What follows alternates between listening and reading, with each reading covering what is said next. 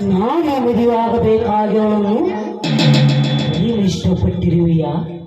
ಇರಲಿ ಇರಲಿ, ನಡೆಸಿ ಆ ರಂಜನೆ ನಾನು ಮದುವೆಯಾಗಲೇಬೇಕು.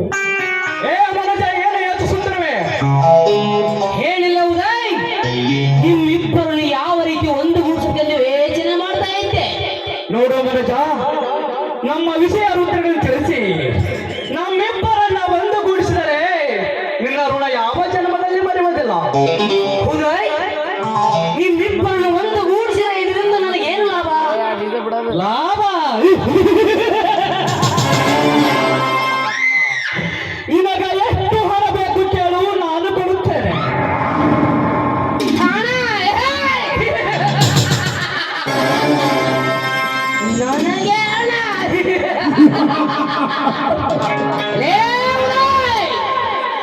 ನನಗೆ ಹಣ ಬೇಡ. ನಿಮ್ಮ ಸಕ್ಕರೆ ಫ್ಯಾಕ್ಟರಿಯಲ್ಲಿ ನನ್ನನ್ನು ಪಾರ್ಟ್ನರ್ಶಿಪ್ ಮಾಡಿಕೊಂಡ್ರೆ ಸಾಕು. ಆಯ್ತು, ಮಾಡಿಕೊಳ್ಳುತ್ತೇನೆ. ನಿನ್ನ ಮಾತಿನಿಂದ ನನಗೆ ನಂಬಿಕೆ ಇಲ್ಲ. ಈ ಸಾಪಿಗ ಸಹಿ ಮಾಡಿದ ಮಾತ್ರ ನಿನ್ನ ಕಾರ್ಯವನ್ನು ನಡೆಸಿಕೊಡುತ್ತೇನೆ. ಅಂದರೆ ನನ್ನ ಮೇಲೆ ನಂಬಿಕೆ ಇಲ್ಲದಂತವಾಯ್ತಾ?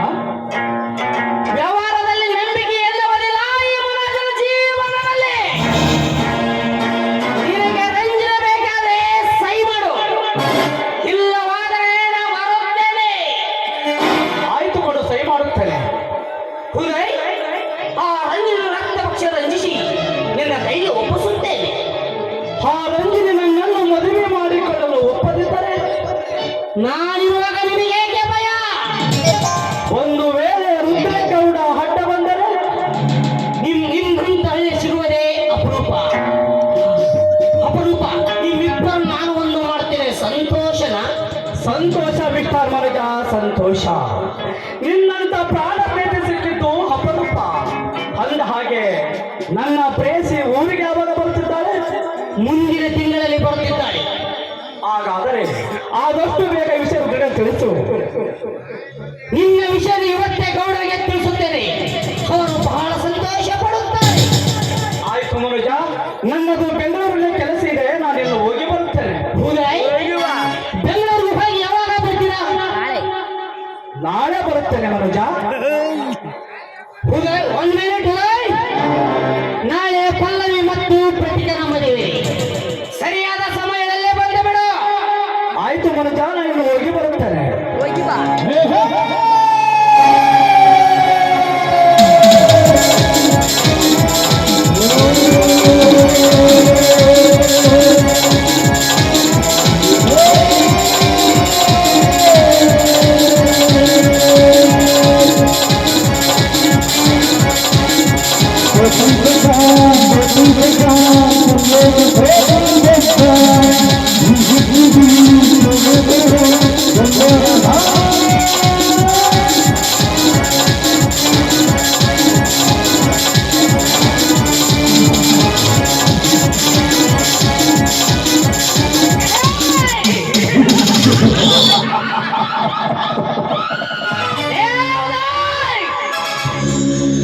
ನಿನಗೆ ರಂಜಿನಿ ಬೇಕಾ?